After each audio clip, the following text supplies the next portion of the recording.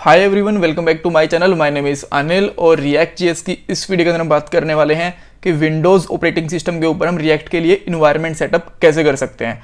कुछ लोग इसको विंडो बोल देते हैं, बट एक्चुअली जो हमारा माइक्रोसॉफ्ट का ऑपरेटिंग सिस्टम है इसको विंडो नहीं कहते, इसको विंडोज़ कहते हैं। तो मुझे लगा बता देना चाहिए, तो मैंने बता दिया। सो अब स्टार्ट करते हैं सबसे पहले इस वीडियो के पॉइंट्स, और बाद में हम पूरा इन्वायरमेंट सेटअप करेंगे। सबसे पहले हम नोड और npm दोनों इंस्टॉल करेंगे। कोड एडिटर आप कोई भी यूज़ कर सकते हो, चाहो तो आप नॉर्मल नोटपैड यूज़ कर लो, नोटपैड प्लस प्लस यूज़ कर लो, बट मैं रिकमेंड करूँगा विजुअल स्टूडियो कोड। ये काफ़ी अच्छा रहता है और ये आपको इंटेलिजेंस वगैरह, ऑटो कंप्लीट वगैरह काफ़ी सारी चीज़ें देता है, राइट। सो इसीलिए उसके बाद में हम CRA ऐप इंस्टॉल करेंगे, जिसको हम क्रिएट रिएक्ट ऐप कहते हैं।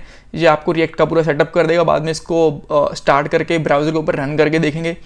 और लास्ट वीडियो में मैंने जो क्वेश्चन पूछा था कि npm हम क्यों यूज़ करते हैं, उसका आंसर मैं आपको दूंगा।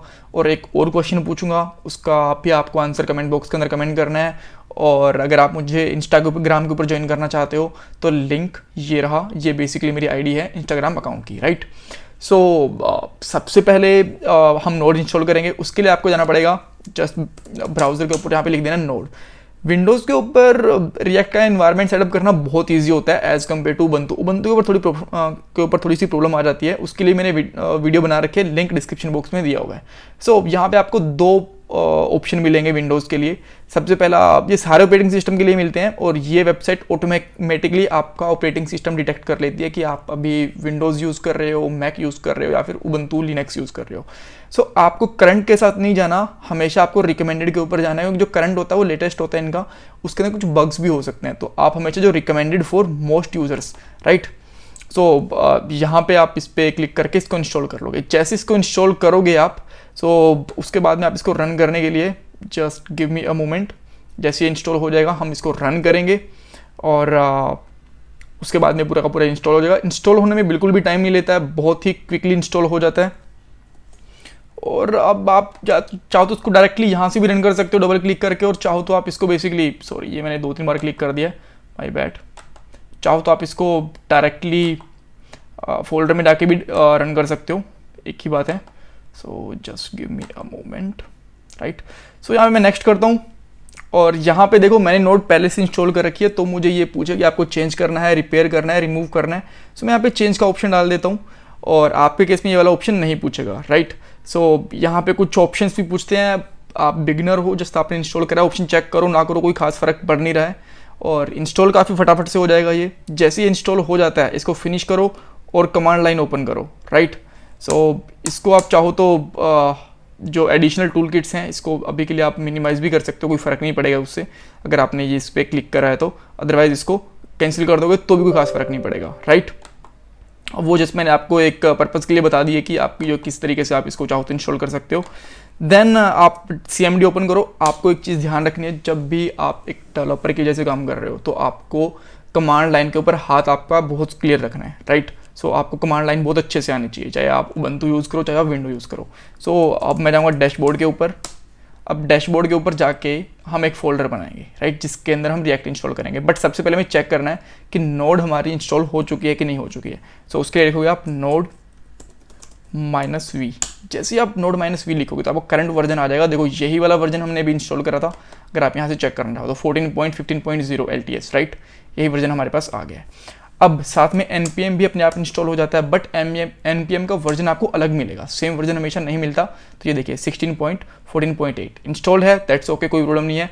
अब हम करते हैं हमारा पहली रिएक्ट की एप्लीकेशन को इंस्टॉल। उसके लिए आपको क्या कमांड लिखनी है, आपको लिखना है सबसे पहले आपको फोल्डर बना लो जिसके अंदर आप अपने सारे के सारा काम रिएक्ट करना चाहोगे, राइट।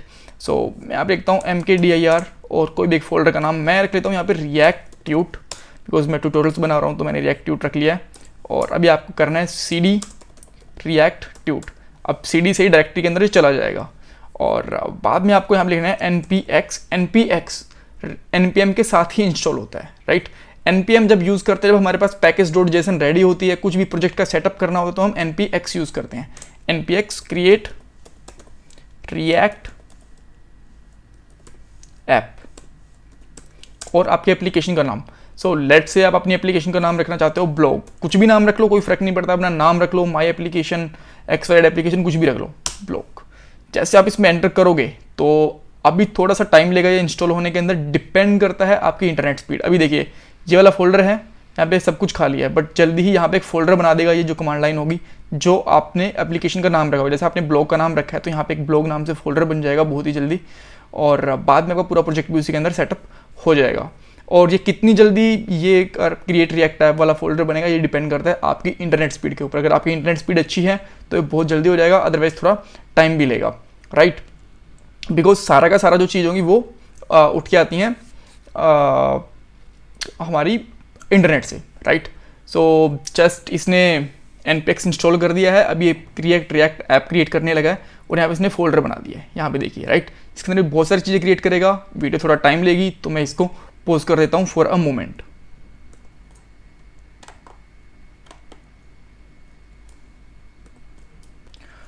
सो CRA इंस्टॉल हो चुकी है हमारी, और तो उसके बाद में क्या करना है, इस फोल्डर के अंदर जाना है जो आपने जस्ट अभी जिस नाम से एप्लीकेशन बनाई है ब्लॉग। और यहाँ पे सबसे पहले अगर आपने कोड एडिटर इंस्टॉल नहीं कर रखा है तो मैं आपको बता देता हूँ कि आप कैसे कर सकते हो। बेसिकली आपको यहाँ जस्ट लिखना है VS कोड। अगर आपके पास सबलाइम या फिर ब्रैकेट्स या फिर नोटपैड प्लस प्लस है तो आप वो यूज़ कर लो, कोई प्रॉब्लम नहीं है। अदरवाइज आप विजुअल स्टूडियो यहाँ से इंस्टॉल कर सकते हो। जस्ट आपको यहाँ पे क्लिक करना है और इसकी इंस्टॉलेशन बेसिकली स्टार्ट हो जाएगी, राइट। यहाँ पे देखिए मैं ऑलरेडी इसको इंस्टॉल कर चुका हूँ, तो मैं यहाँ पे डाउनलोड इसको कैंसिल कर देता हूँ, मुझे इसकी जरूरत है नहीं बेसिकली, राइट। आपको जस्ट नेक्स्ट के कुछ स्टेप्स फॉलो करने हैं और ये इंस्टॉल हो जाएगा, राइट। उसके बाद में जो भी आपने फोल्डर के अंदर अपना प्रोजेक्ट बनाया वहाँ पे लिखोगे कोड डॉट और उसको एंटर कर दोगे।